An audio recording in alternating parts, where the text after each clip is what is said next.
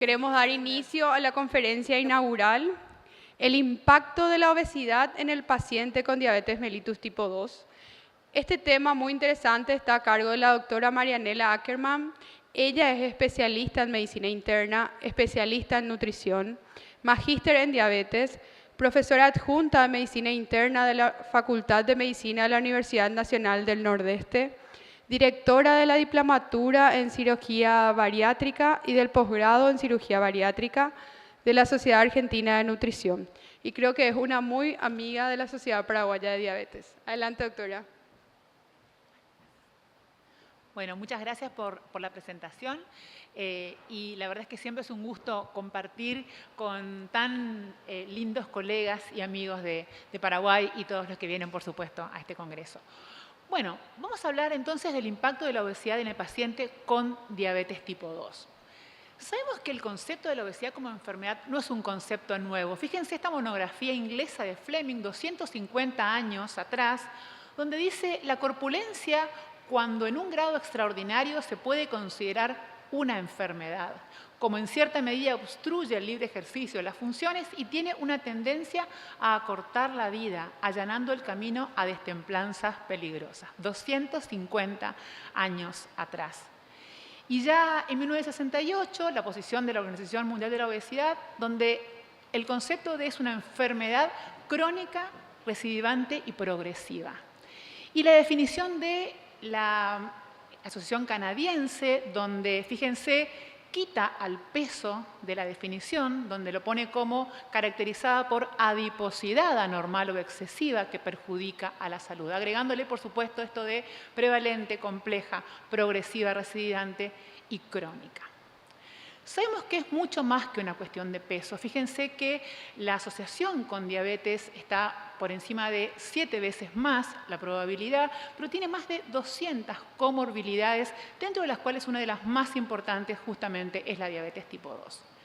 Y cuando empezamos a hablar, como decíamos, de adiposidad, de adiposopatía, recordemos la heterogeneidad del tejido adiposo, donde vamos a tener un tejido adiposo pardo, un tejido adiposo blanco subcutáneo, que va a ser como depósito de energía, insulino sensible, con baja liberación de ácidos grasos libres y alta capacidad de producir adiponectina, y el tejido adiposo visceral, donde vamos a tener mayor resistencia insulínica, mayor liberación de ácidos grasos libres y mayor insulino resistencia. Recordemos que esta traslocación de ácidos grasos depende, por un lado, del exceso de ácidos grasos, por supuesto, y además de la capacitancia adipocítica, algo que está genéticamente determinado, que hay múltiples variables que pueden incidir, pero que justamente el número y la distensibilidad de los adipocitos va a tener mucho que ver con la probabilidad de desarrollar diabetes tipo 2. Y esta, fíjense, ya en el 2005, la hipótesis del desborde, donde Scherer y luego Schulman, Spiegelman, hablan de adipocitos como depósito de energía, pero que cuando esta capacitancia adipocítica se desborda, es donde comienza la insulinoresistencia muscular, que es el primer paso, la insulinoresistencia hepática, también el daño pancreático y posteriormente el aumento del riesgo también cardiovascular. Y vemos aquí cómo pasamos del preadipocito a un adipocito sensible, pequeño, con liberación de citoquinas antiinflamatorias, con un patrón de monocitos residentes antiinflamatorios, con una hiperplasia adipositaria, a la hipertrofia adipositaria, a un remodelado donde vamos a tener mayor inflamación, mayor tendencia a la resistencia a la insulina, y ahí tenemos entonces esta obesidad metabólicamente enferma con tendencia a la diabetes tipo 2. Y fíjense que no solamente es la capacitancia adipocítica, sino la distribución de la grasa corporal. Podemos ver cómo tenemos una distribución en la región del tejido adiposo visceral con baja cantidad de tejido adiposo subcutáneo, que al mismo tiempo va a tener alta tendencia a desarrollar diabetes tipo 2 y enfermedad cardiovascular. Este es un resumen de las alteraciones, un artículo muy interesante del doctor Klein, donde habla de cuáles son las alteraciones en la biología del tejido adiposo asociadas a disfunción metabólica. Hablamos de hipoxia, hablamos de fibrosis, aumento de las células proinflamatorias, aumento de expresión de proteínas proinflamatorios, los exosomas con mayor deterioro metabólico, baja producción de adipoquinas antiinflamatorias y aumento de actividad lipolítica. Y aquí es donde decimos, la diabetes tipo 2 es una enfermedad de la grasa ectópica, donde tenemos un tejido adiposo subcutáneo que se ve desbordado. Entonces vamos a tener justamente este spillover de grasa con depósito en hígado, en músculo, en célula beta pancreática, en tejido perivascular, llevando a la resistencia insulínica, a la disfunción de la célula beta y a la hiperglucemia. Y la verdad es que es un artículo que se los recomiendo mucho, donde se resume mucho. Fíjense cómo está este exceso, esta capacidad excedida del tejido adiposo con ambos mediadores, por un lado lipídicos, ácidos grasos libres, y no lipídicos con los mediadores de la inflamación, que van a estar justamente generando aumento de grasa dentro del hígado, aumento de grasa pancreática y llevando no solamente a un aumento de riesgo de diabetes tipo 2, sino, fíjense en el último renglón, donde también acelerando el aumento de riesgo en los pacientes con riesgo de diabetes tipo 1. Decimos entonces esta insulinoresistencia por depósito ectópico en músculo y en hígado, que vamos a tener defectos en oxidación de grasa y al mismo tiempo esto nos va a llevar a una inhibición de la captación y de la oxidación de la glucosa en el músculo esquelético, llevando justamente al aumento del riesgo de diabetes tipo 2. Y lo vamos a ver acá un poquito más en detalle, donde podemos ver este aumento de ácidos grasos libres en músculo, que va a aumentar transitoriamente el diacilglicerol, va a inhibir la fosforilación en tirosina y se va a fosforilar en serina, por lo tanto va a haber una disminución del fosfatidinoinositol 3 quinasa, una disminución de la translocación del GLUT4 con disminución de oxidación de glucosa y disminución de síntesis de glucógeno estimulado por insulina. Entonces, esta insulinoresistencia muscular, que es el primer paso, determinada por la alteración en el transporte de glucosa, justamente por el aumento de los ácidos grasos libres. Y fíjense cómo el indicador más temprano de riesgo de diabetes es la resistencia insulínica en el músculo. Hay una menor cantidad de carbohidratos que se almacenan en el músculo luego de la ingesta, menos del 10% en comparación con más del 30% en personas con mayor sensibilidad muscular a la insulina. Y esta glucosa no almacenada en el músculo va a ir a la hipogénesis de novo con aumento de producción de ácido palmítico deleterio para la célula beta. Y hablamos entonces de los ciclos gemelos, el Twin Cycle del Dr. Taylor, donde habla de un exceso de grasa hepática con exceso de exportación de grasa, exceso de grasa pancreática y disfunción de la célula beta, donde entonces podemos decir que en el hígado está determinada por el contenido de grasa hepática y que el control de la glucosa se va a mantener con insulinoresistencia en ambos órganos siempre que el páncreas sea capaz de compensarlo aumentando la secreción de insulina. Entonces podríamos decir, en lugar de diabetes mellitus, diabetes lipidus. Estamos hablando de un aumento de producción de glucosa a nivel hepático, estamos hablando también de una disminución en la utilización de glucosa muscular y de un daño en la secreción de insulina como el mecanismo fisiopatológico causal ligando a la obesidad con la diabetes tipo 2.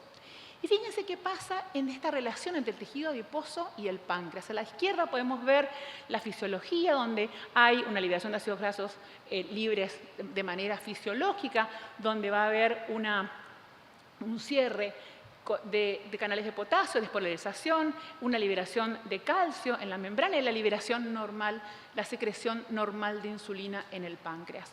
Y a la derecha podemos ver cómo hay aumento de ácidos grasos libres, aumento de mediadores de la inflamación, aumento de ácidos grasos en mayor proporción, con estrés de retículo endoplásmico, disfunción mitocondrial y apoptosis de la célula beta con disminución de la liberación de la secreción de insulina. Por lo tanto, estamos ligando justamente esta interacción entre el tejido adiposo y las células beta pancreáticas, explicando cómo aumenta el riesgo de diabetes tipo 2 tener exceso de peso, exceso de grasa corporal.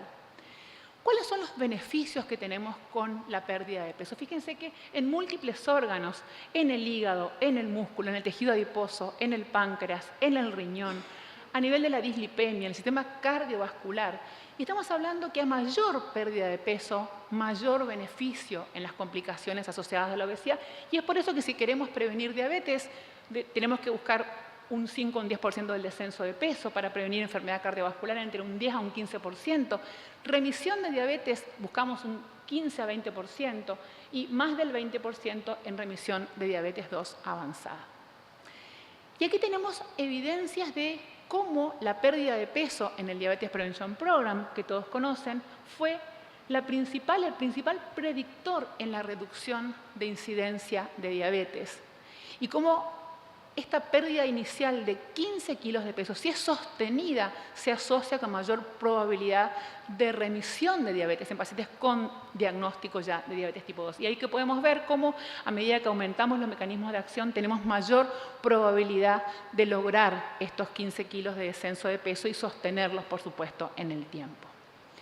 ¿Qué significa remisión de diabetes? Hablamos de mantener la glucosa por debajo del umbral para el diagnóstico, debajo de 6.5 sin farmacoterapia. Entonces, si hay remisión, ¿la función de las células beta volvería a ser normal o casi normal? Bueno, acá podemos ver qué pasa con las células beta en la remisión. Como podemos ver, una célula beta normal, luego con la predisposición genética, más esta obesidad, resistencia a la insulina, esta hiperinsulinemia. Vamos al estrés metabólico, estrés de retículo endoplásmico, disfunción mitocondrial, y vamos a tener algunas células que sí van a ir a la apoptosis y otras células que van a tener una disfunción beta-celular, con una reducción en la liberación de insulina y que podrían ser esas células las que lograran la recuperación del paciente y que podríamos de esa manera tener entonces remisión de diabetes y sostenerla en el tiempo. ¿Qué muestran las intervenciones en el estilo de vida en remisión de diabetes? Como ustedes conocen, el Lucas-Head lo que mostró es a 4 años 7.3% de remisión de diabetes versus 2% en el grupo control, pero a 10 años la prevalencia de remisión fue de 3.5%, es decir que fue disminuyendo con los años del 7.3 al 3.5 la remisión de diabetes en este grupo de pacientes. El estudio Counterpoint, donde son 800 calorías, 8 semanas, suspendiendo los hipoglucemiantes orales. Fíjense cómo podemos ver un descenso importante de la grasa hepática, descenso de hemoglobina glicosilada, descenso de triglicéridos plasmáticos, descenso de grasa pancreática y una mejoría de la primera fase de secreción de insulina con un descenso importante en el valor calórico de la ingesta. Esta secreción de insulina, fíjense, mejoró considerablemente, pero no volvió a los índices observados en personas sin diabetes tipo 2. Podríamos decir entonces que la diabetes tipo 2 es una fat-related condition. Todos conocen el estudio DIRECT, un estudio en el que pacientes con menos de 6 años de diagnóstico de diabetes, con más de 27 de índice de masa corporal y sin insulina, tuvieron esta intervención, una dieta fórmula de 800 calorías durante 3 a 5 meses, suspensión de medicación, reintroducción gradual de alimentos con un objetivo de bajar 15 kilos y lograr la remisión de diabetes. ¿Qué encontraron? Fíjense que tuvieron 24.2% de pacientes tuvieron esa pérdida de peso de más de 15 kilos en el primer año, 11% en el segundo año y tuvieron un porcentaje de remisión del 45% en el primer año y 35% en el segundo año. Ahora, ¿cómo fue la remisión por pérdida de peso? Fíjense cómo a medida que bajaban más peso tenían mayor tasa de remisión. Los que bajaron más de 15 kilos tuvieron 70% de remisión y los que bajaron más de 10 kilos a 24 meses, 64% de remisión. ¿Qué cambios vieron durante la remisión? Descenso de grasa hepática, descenso de la glucemia de ayuno, de triglicéridos plasmáticos, descenso de grasa pancreática y una mejoría en la respuesta aguda de insulina. ¿Qué pasó a los 5 años? Fíjense que a los 5 años, bueno, tuvieron ese descenso que vemos siempre en los pacientes, en todo plan de descenso de peso, más cuando es un descenso con dietas de muy bajo valor calórico, que a los 5 años fue de 6.1 kilos de descenso de peso. La remisión, que había sido, ¿se acuerdan? 45, 35, al segundo año bajó al 13%. ¿Y quiénes fueron los que mantuvieron la remisión? Los que minimizaron la reganancia de peso. Los que mantuvieron 8.9 kilos menos que el basal. ¿Qué dice la hipótesis del umbral personal de grasa? Habla de que los individuos tienen diferente susceptibilidad al exceso de grasa debido a la capacitancia del tejido adiposo subcutáneo. No todos tenemos la misma capacitancia de tejido adiposo subcutáneo a partir del cual poder hacer ese desborde al tejido adiposo ectópico y a los órganos. Entonces, lo que prueba este estudio, el RETIUN, donde hicieron en pacientes con índice de masa corporal entre 21 y 27, fíjense que les daban hasta 3 ciclos de dieta de 800 calorías por día, 2 a 4 semanas.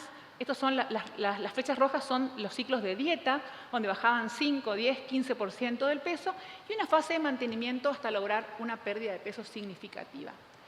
Lo que encontraron, aquí fueron midiéndolo, 0, 8, 16, 24, 52 semanas. Fíjense el descenso del índice de masa corporal en pacientes entre 21 y 27 con diabetes tipo 2. Bajaron de 24.8 a 22.5 su índice de masa corporal, la grasa corporal del 32 al 27.6.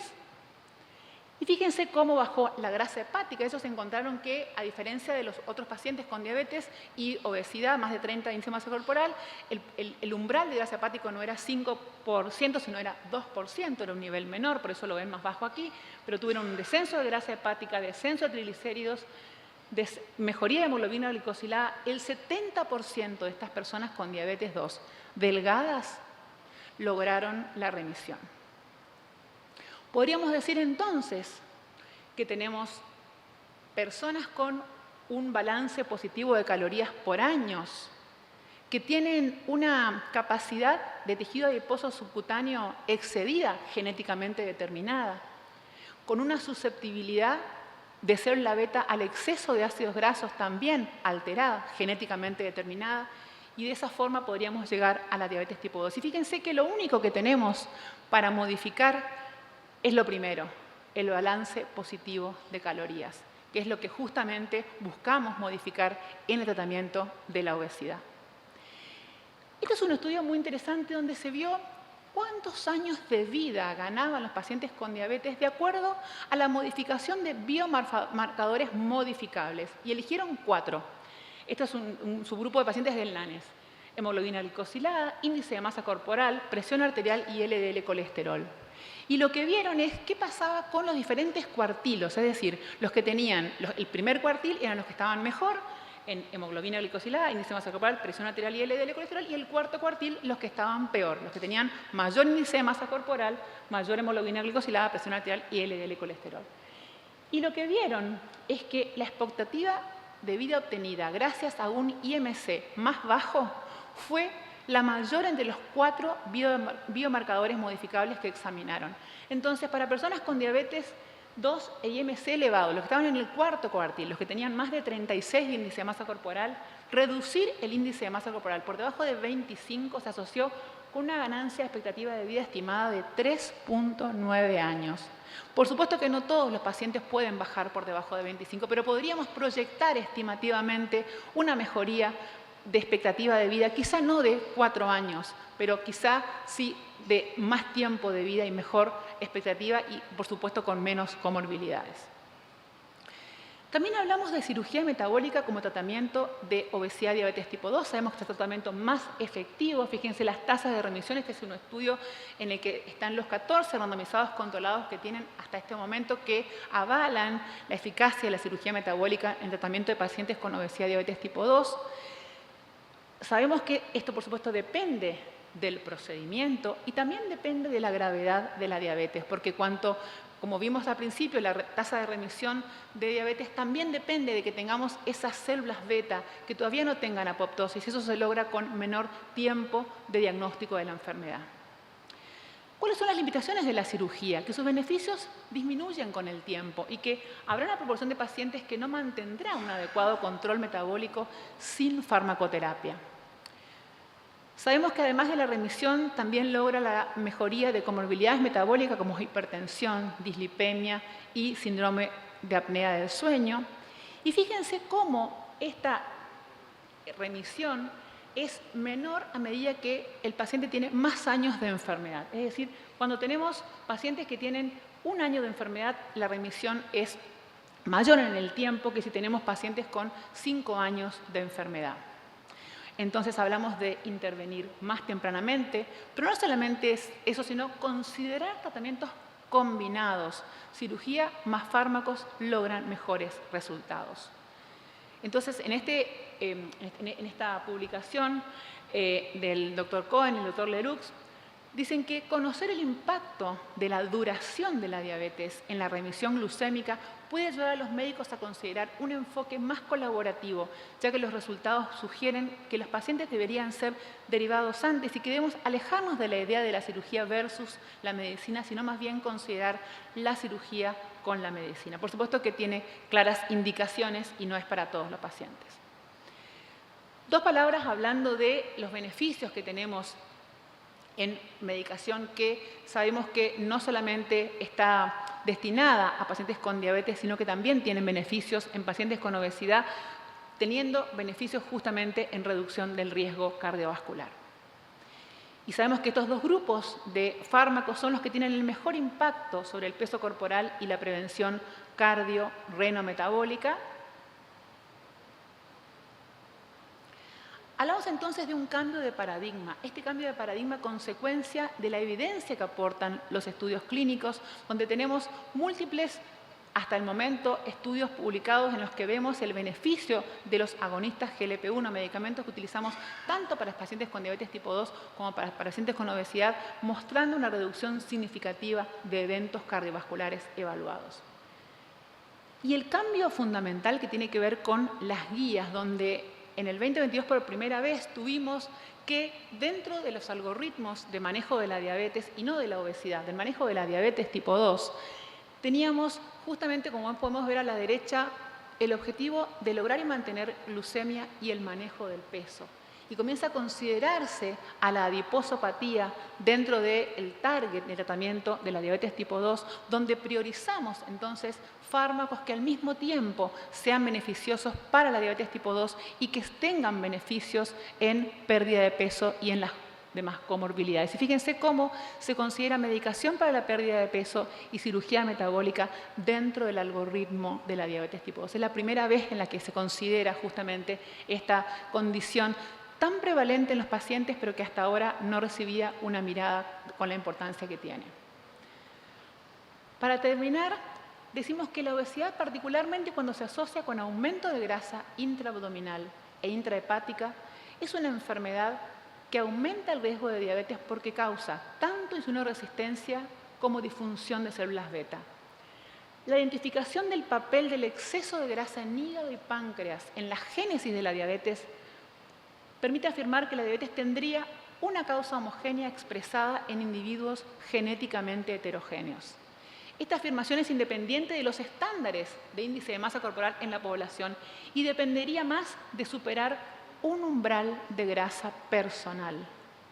La disminución entonces de grasa corporal puede mejorar la disfunción metabólica inducida por la obesidad e incluso lograr la remisión de la diabetes. Algo que creo muy pocas veces está en la cabeza de los médicos que tratamos a los pacientes con diabetes 2. Pensamos en mejorar al paciente, pero no siempre tenemos en la cabeza que es posible que el paciente logre la remisión de la enfermedad. En la mayoría de los casos, tratar a un paciente con diabetes tipo 2 es tratar a un paciente con sobrepeso, obesidad y diabetes tipo 2. La elección entonces de fármacos debería tener en cuenta su impacto en el peso, en las comorbilidades, en el riesgo cardiovascular y en el perfil cardiorrenal. Y el tratamiento multimodal sería entonces el mejor tratamiento médico disponible. Considerar la cirugía si está indicada como un nuevo concepto en el manejo de la obesidad y la diabetes tipo 2. Muchas gracias.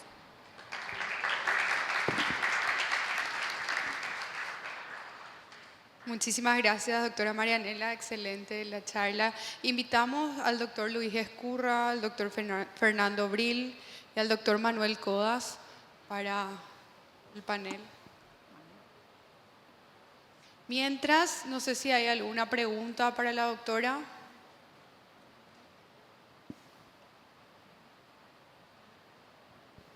Muchas gracias, Marianela, por tu presentación. Hermosas diapositivas. Yo creo que un factor muy importante en la reganancia de peso es la actividad física. Y así como hay un umbral de masa grasa para la adiposopatía, también deberíamos hablar de un umbral de masa magra y cómo el estilo del ejercicio que más se adapta a todo esto es el ejercicio de resistencia, de fuerza, porque todos estos descensos del direct, cirugía bariátrica, no solamente se pierde grasa, sino se pierde mucho músculo. Y la principal estrategia para reducir la reganancia, además de mantener la dieta, es la actividad física y el ejercicio de resistencia. ¿Cómo en tu accionar diario dedicas tiempo y esfuerzo en esta estrategia? Bueno, primero que nada, gracias por el comentario, Martín, porque justamente no había tiempo para todo, pero la obesidad sarcopénica tiene una asociación muy importante, no solamente con la enfermedad cardio-reno-metabólica, sino con múltiples comorbilidades de la obesidad que no son solo metabólicas, hasta disfunción cognitiva. Es decir, la obesidad sarcopénica, como bien decís, es en este momento un problema acuciante porque justamente tanto los pacientes con obesidad severa, cuanto más severa, tienen menor probabilidad de movilidad y cuando van bajando de peso, no van bajando solamente masa grasa, con cualquier método que usen y sobre todo si son métodos con rápido descenso de peso, sino que tienen mucho descenso de masa muscular, descenso de fuerza también y eso dificulta mucho el sostenimiento, como bien decís, después del peso perdido. La realidad es que la adherencia de los pacientes a los programas de descenso de peso en los que se incluye actividad física, plan de alimentación, trabajo comportamental, es mucho mayor que cuando simplemente se le indica un plan de descenso de peso basado en indicaciones de alimentos, con lo cual debe ser un pilar fundamental dentro de la estrategia de tratamiento, no solamente porque va a mejorar qué baja, es decir, no estamos hablando solamente de cuánto, sino estamos hablando de qué baja ese paciente, sino que al mismo tiempo va a mejorar su funcionalidad, algo importantísimo en nuestros pacientes para que puedan justamente sostener en el tiempo el peso perdido. Así que creo que es muy importante tu comentario y una estrategia que tenemos que tener los médicos en la cabeza, que muchas veces no la tenemos en cuenta desde el punto de vista del tiempo que nos lleva que ese paciente salga del consultorio con una indicación de actividad física más allá de una indicación de alimentación, una indicación farmacológica, sino también una indicación de movimiento. ¿Alguna otra pregunta?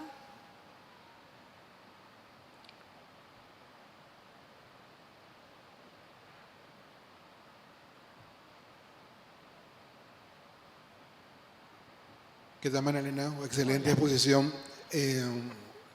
Y realmente Taylor hace un tema muy interesante con el tema del umbral de grasa hepática. Él lo medía por resonancia y compañía. O sea, si yo lo voy a llevar a la vida real, porque no es fácil, sabemos que los pacientes con un índice de masa de 40, no todos desarrollan diabetes, un 20 o 25% nada más desarrollan diabetes. Entonces, ¿cómo yo puedo, o sea, qué método podría utilizar o si hay algo más para que yo pueda saber el umbral de grasa personal, ¿verdad? Porque Taylor también muestra sus resultados de los pacientes con diabetes tipo 2 en el Reino Unido tenían un índice de masa por debajo de 27, ¿verdad? Entonces, ¿cómo podríamos hacer hoy o todavía no hay un método como para que yo pueda saber cuánto es la grasa? Porque sabemos que por ecografía encontramos grasa a partir del 20%, ¿verdad? Y el paciente no tiene obesidad, con 5% él ya desarrolla diabetes. Entonces, ¿qué hay de nuevo o hay algo nuevo en el futuro? Bueno, algo interesante, vos sabés que este año en el Europeo de Obesidad hubo una mesa específicamente de antropometría y composición corporal, donde incluso hicieron en vivo una ecografía, es decir, ecografía para medir tejido adiposo, algo que también nosotros llevamos a cabo, pero en este momento tenemos solamente desde el punto de vista clínico, la posibilidad de hacer estudios de composición corporal. Los más comunes que utilizamos son la bioimpedancia. Lo que tendría mejor evidencia es la densitometría corporal total, como para medir grasa, y ahí podríamos diferenciarla también en músculo, hueso y grasa. Y desde el punto de vista de costo-beneficio, también la ecografía abdominal, pero no tenemos otras estrategias más que esas que menciono. Lo que sí me pareció importante mencionar es que no estamos hablando de una cantidad de peso, estamos hablando de una cantidad de grasa y estamos hablando de una cantidad de grasa personal. Es decir, que podemos tener un paciente que tenga un índice de masa corporal normal, pero como decía Martín, que tenga sarcopenia. Por lo tanto, el peso no nos sirve porque ese paciente puede tener una adiposopatía con exceso de grasa hepática, con exceso de grasa muscular, con exceso de grasa ectópica y tener riesgo de enfermedad metabólica, aunque su índice de masa corporal sea normal. Entonces, creo que es importante empezar a pensar en el umbral de grasa personal, empezar a pensar en la sarcopenia y empezar a olvidarnos un poco de la balanza, ¿no? Venimos de una etapa pesocéntrica, fíjense, por eso les mencionaba al principio, ya las definiciones dejan al peso, al índice de masa corporal y empiezan a tener otra mirada para poder justamente tener una mirada más real del paciente. ¿Alguna otra pregunta?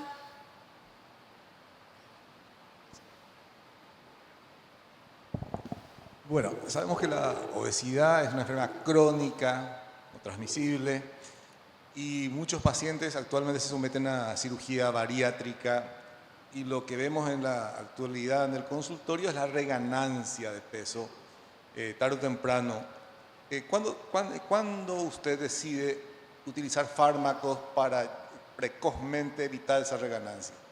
Bueno, la verdad que es una pregunta muy interesante porque es una pregunta que está evolucionando. Es decir, previamente se hablaba de cuando el paciente estaba en una meseta de descenso de peso, es decir, cuando dentro del año de la cirugía, estamos hablando del periodo de máxima pérdida de peso, el paciente tenía una detención de la pérdida de peso y hoy en día se está considerando eso mucho más precozmente porque justamente no se espera que el paciente deje de perder, sino que se lo considera antes de la cirugía.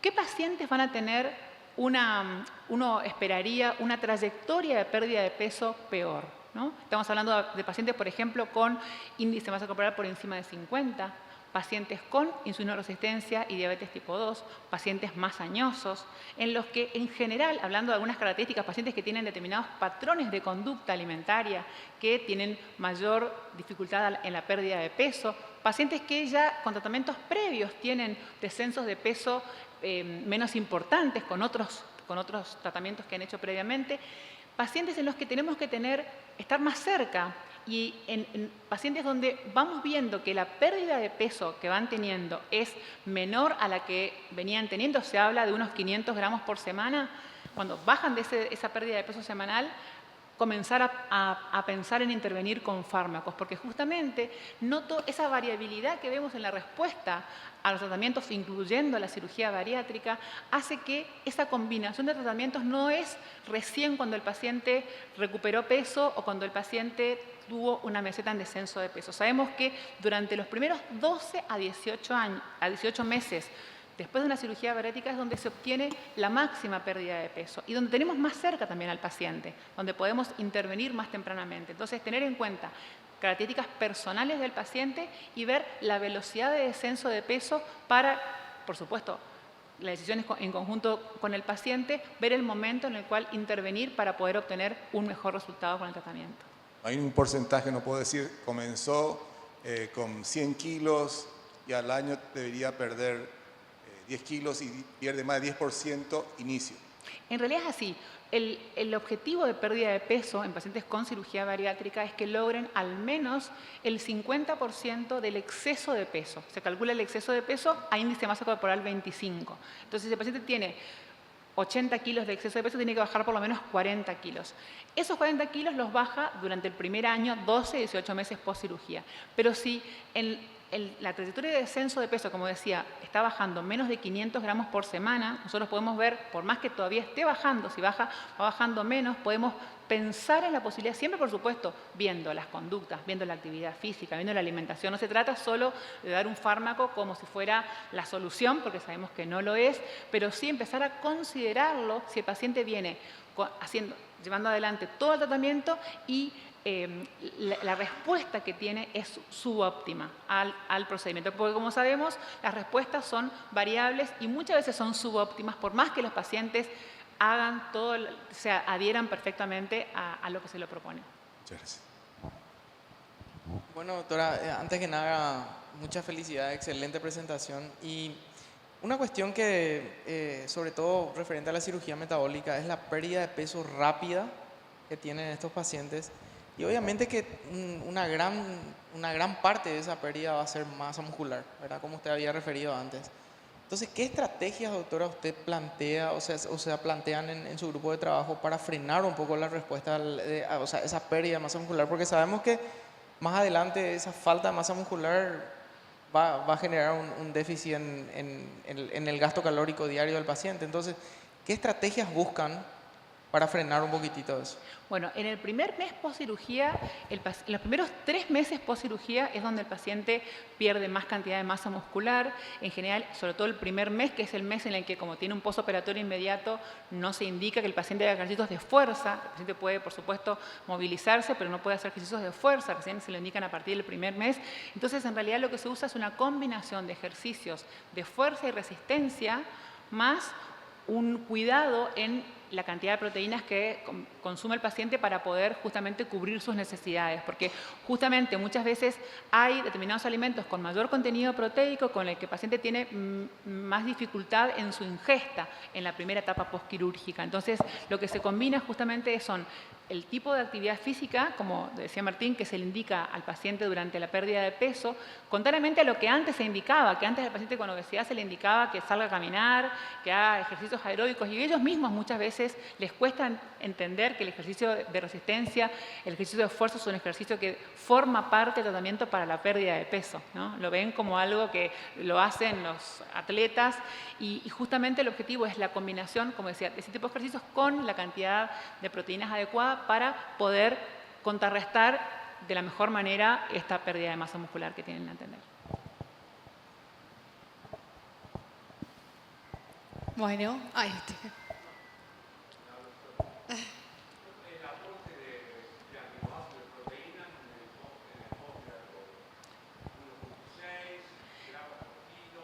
Sí, en realidad, sí.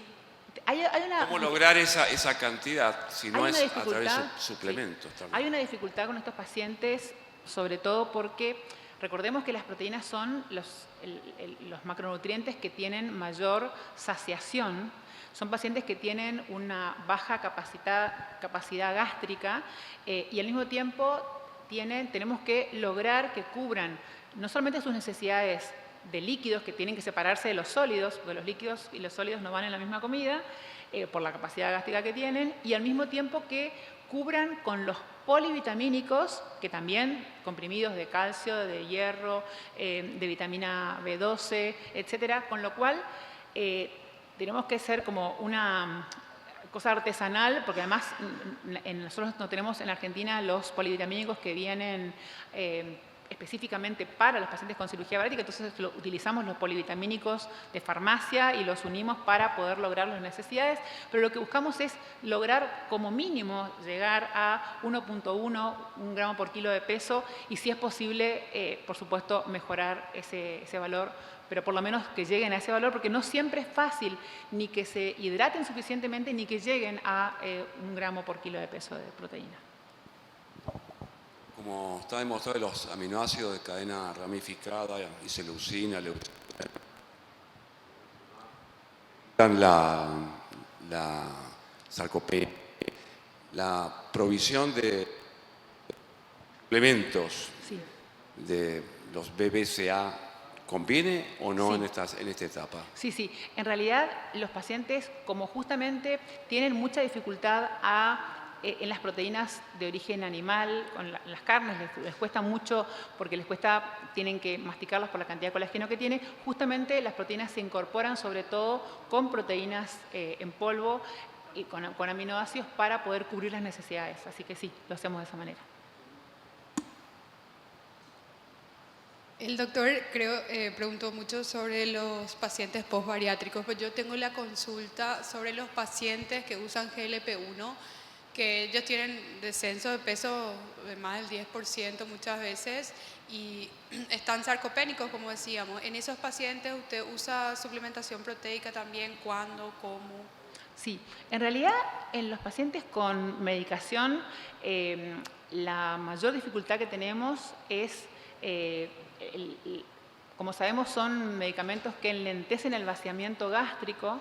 Entonces, son pacientes en los que muchas veces no podemos llegar a las dosis óptimas de medicación porque tienen efectos adversos y porque justamente cuando tienen ingestas, que son ingestas más importantes, ya sea en volumen o en cantidad de grasa, son ingestas que tienen mayor lentitud en la evacuación.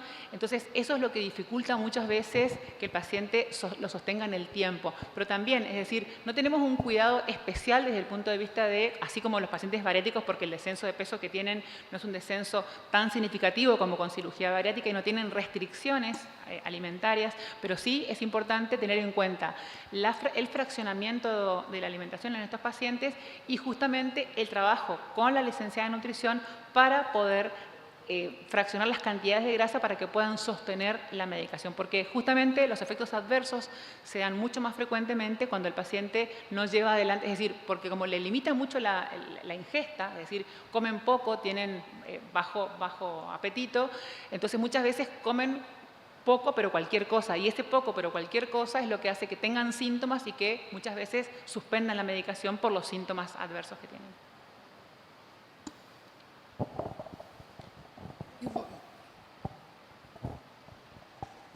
Sí, voy a cambiar un poco, porque hasta ahora estuvimos viendo obesidad y diabetes, pero también tenemos los pacientes delgados con diabetes.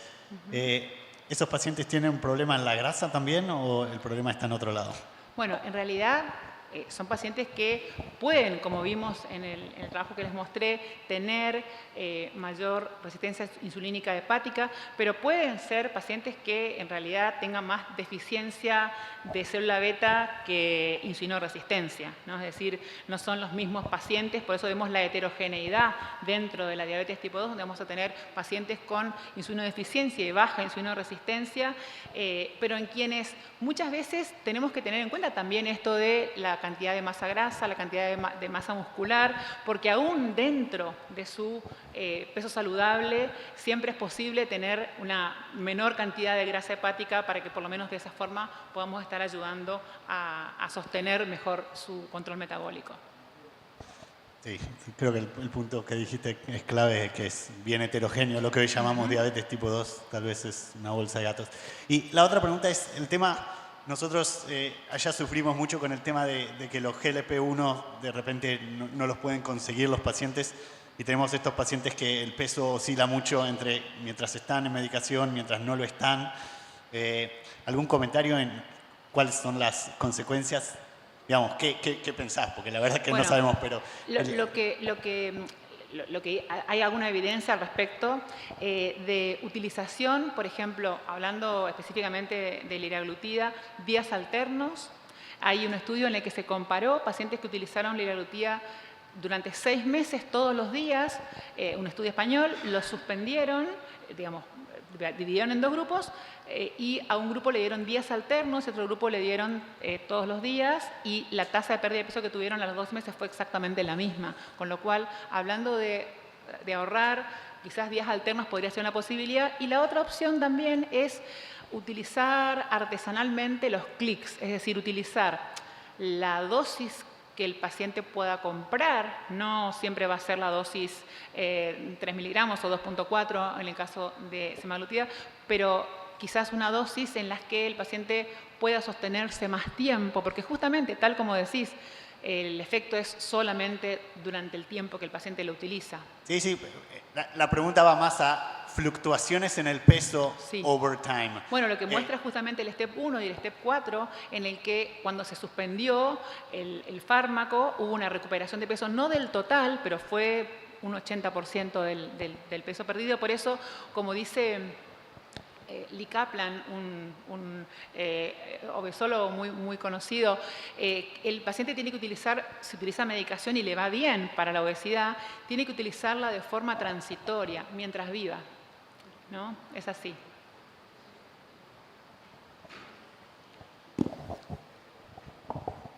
Y a veces cuesta entender la cronicidad de esa forma, ¿no? A veces, digo, a los mismos médicos, ¿no? Porque el paciente, justamente por los costos, en general, así como no nos pasa con la levotiroxina, o a alguien le pasa con la levotiroxina, que el paciente le dice, bueno, ¿hasta cuándo lo voy a tener que tomar? ¿No? Bueno, aquí sí pasa con la medicación para la obesidad y son tan crónicas una como la otra, entonces justamente no siempre es fácil, ni siquiera para el médico, convencerse de que debería sostener el tratamiento porque es una enfermedad crónica y recidivante. ¿Alguna vez te pasó que ya no pudiste utilizar análogo GLP-1 en una reganancia y tuviste que pasar a otros fármacos antiobesidad vía oral de menor costo y te dieron iguales resultados?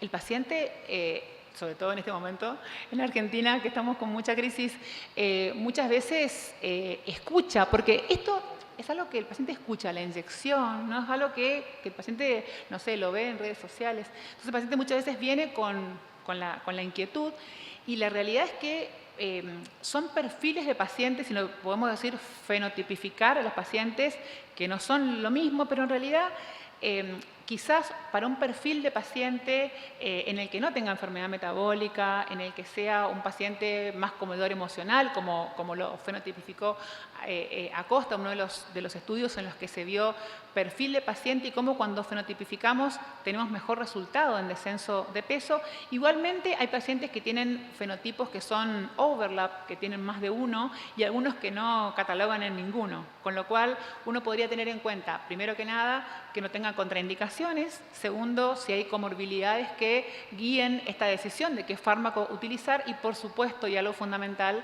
el costo, ¿no? Porque justamente, como decís, hay fármacos que tienen orales, que tienen mucho menor costo y que desde el punto de vista del impacto específicamente en peso corporal son muy similares. Y refiriéndonos específicamente al trabajo de Acosta, doctora, y la fenotipificación de estos pacientes con obesidad, ¿combinación de medicación para la obesidad off-label? Sí. ¿Sí? Sí, la combinación es algo que muchas veces nos permite utilizar menos dosis me refiero ya sea por tolerancia o por costo, y que justamente mejoran mucho los resultados. Pacientes a lo mejor que con más dosis tienen más efectos adversos, más allá del costo, efectos adversos. Muchas veces en la combinación, la verdad que tenemos... La combinación de tratamientos creo que debería ser algo así como lo combinamos con los antihipertensivos, con los antidiabéticos orales. Creo que debe ser algo que tenemos que comenzar a pensar en los pacientes y justamente incluso hasta... hablando de medicamentos que se usan muy poco, Orlistat, que es un medicamento que si bien no tiene efecto central, es un medicamento que tiene una acción periférica, a diferencia de los agonistas GLP-1 o de las combinaciones de, por ejemplo, la anticoncepción bupropión, pero sin embargo, en la combinación de fármacos muchas veces aporta a la pérdida de peso, tenemos beneficios metabólicos demostrados e incluso, fíjate vos que en pacientes que tienen constipación con los medicamentos, justamente que es uno de los efectos adversos, sumar Orlistat es algo que también puede mejorar este efecto adverso. Claro, justamente el paciente con diabetes y obesidad también tiene obesidad. Y tiene un fenotipo de obesidad que puede ayudar combinando. Por eso, a eso me refería, doctora. Gracias. Así es, así es. Y justamente ese estudio de Acosta, que la mayoría salió que tenía más de un tipo, o sea que vamos hacia la combinación de los fármacos para tratar de digamos, acomodar todo con respecto de por qué ganan peso los pacientes. No sé si hay alguna pregunta más, algún comentario. Sí, algo importante, solamente pequeño con respecto a ese estudio, es que igualmente recordemos que es un trabajo, después hay otros que fenotipifican diferente.